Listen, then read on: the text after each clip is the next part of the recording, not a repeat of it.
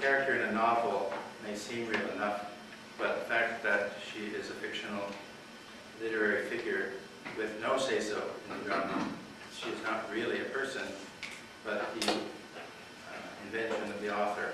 She has no true reality, but she is chiefly a thought in the mind of God. That's from Frame. Frame has that illustration. I thought I was like the author. The characters who do exactly what he says, but who are not to do it because they want to. So the relationship is a two-way, one-way street. Yeah, that is. History, but this isn't. History is a novel where the characters do for him, God determined. He maintains exhaustive control. God is the cause and it's the effect. So that's still framed. Open theism calls for changes in dogmatic theology. Specifically, there's a tilt towards hypertranscendence in the classical doctrine of God, which needs correcting.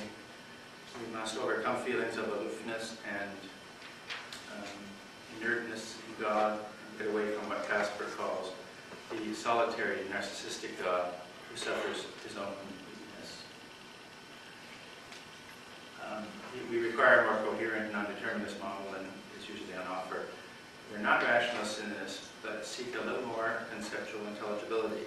We do want to seek more, but we're not planning to have it all down pat. Some of the confusion has been created by the merger of the Christian confession as compassionate, suffering, victorious love with speculative ideas about what must constitute divinity, such as immutability, passibility, and the like.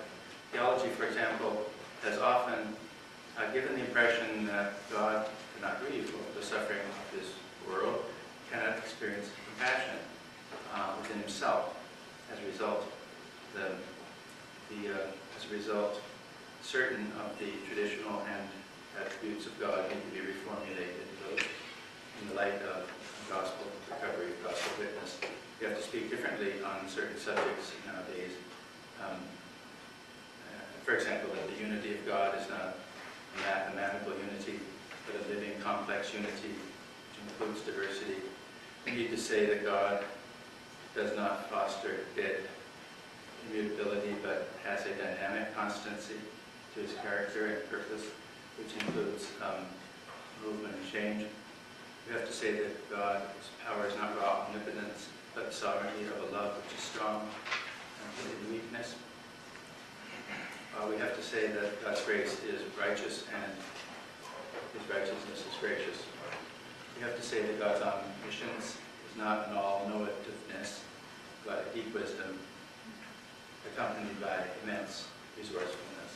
Open theists have to learn who God is from God himself in the Holy Scriptures and in the Incarnation, and not speculative.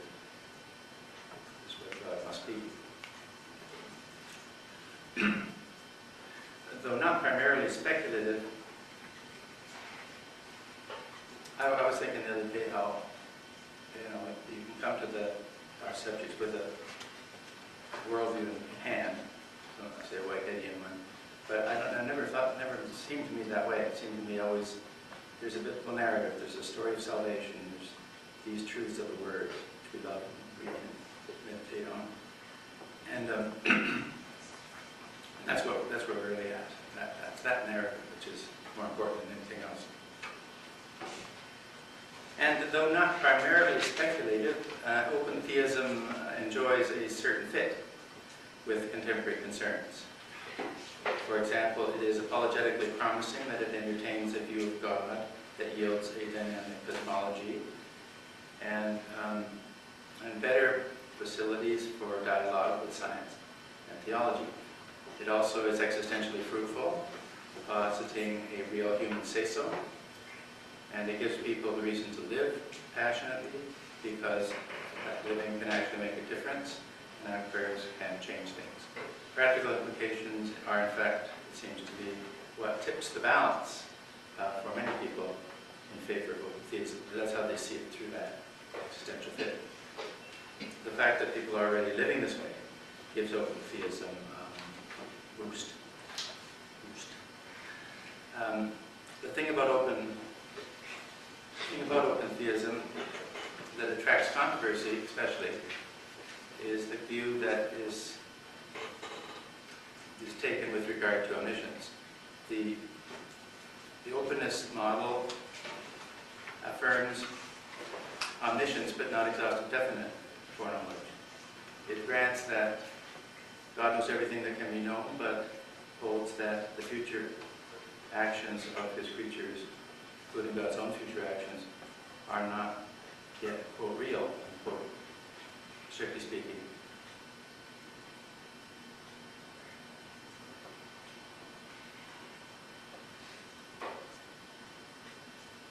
It grants that God knows everything that can be known, but holds that the future free acts of creatures, including God's own, are not. This is not limited foreknowledge because it views God as knowing everything that can be known. On the other hand, open theists know that, well, to some people, this move may seem intelligible, to others it seems unwise and even dangerous. So we must be sensitive to the way people fear this model in some respects. It seems to some to involve far-reaching implications for, as Flint pointed out at the end of this talk, far-reaching implications to the extent of which seem to be disturbing. Even though for us the notion doesn't cause much distress on people with that being the case, it does draw fire from critics and constitutes a point of vulnerability. Although not a completely new topic in Wesleyan theology, is rarely advocated and sadly even our own allies are often disturbed by this move. So I was thinking of the openness, it does disturb people, even close colleagues. In the openness of God, the main reason why the authors hold to divine present knowledge was its apparent scriptural foundations. We were impressed by texts which refer to aspects of the future, some of which are settled and some of which are not, and to events which are possible but not yet actual. Time and again, God confronts unexpected events from which he responds dynamically by regret or delight or repentance. God encounters things that are not settled, and he speaks in conditional terms and tests people to see what they will do, etc. Does anyone doubt that this material, this witness exists? Are we wrong to take it seriously? I don't think we are. We should. It does need to be taken seriously, but carefully too. What an infinity of intelligence God must have to be able to anticipate anything and everything that might or might not come to pass. Our case, for me, our case rests not on a few odd verses, strangely interpreted, but on an important biblical theme that's been ignored. If our critics choose to suppress this evidence, they may, but let them not charge us with treating Scripture lightly. At the same time, I do not suppose yet that this can be settled by proof texting. That's all needed. So we're getting to the end here. We're also drawn to this way of thinking because it makes good sense. Good sense. The biblical narrative assumes, and our experience confirms, that we have genuine, direct, libertarian freedom. It is a hardcore, common sense idea, which is hard to deny in practice. How to genuinely free decisions which are unpredictable by nature be known in their entirety. If libertarian freedom is what God has given us, how can the hypothesis of exhaustive, definite foreknowledge be true? On this point, we agree with Calvinists. It doesn't add up. What would be the ontological ground for believing in exhaustive, definite foreknowledge, since the future is not a reality that already exists to be known? The future hasn't yet happened, most of it.